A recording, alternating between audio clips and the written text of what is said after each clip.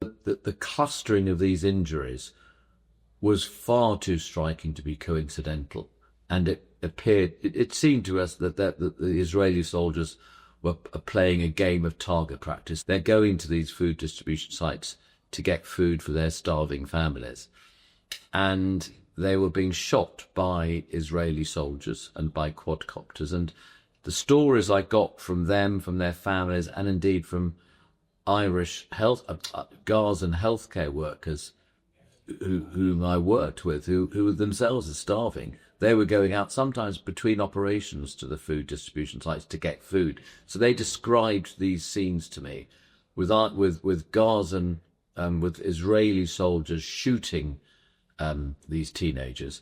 And there was a really distressing pattern of a clustering of injuries to particular body parts on particular days. So on one day we would see these young boys coming in mainly with gunshot wounds to the head and neck. The next day, gunshot wounds to the chest. The next day, gunshot wounds to the abdomen. The next day, the legs. And even on one day, about 3 weeks ago, we had a cluster, 4 young teenage boys come in, all of whom had been shot in the testicles.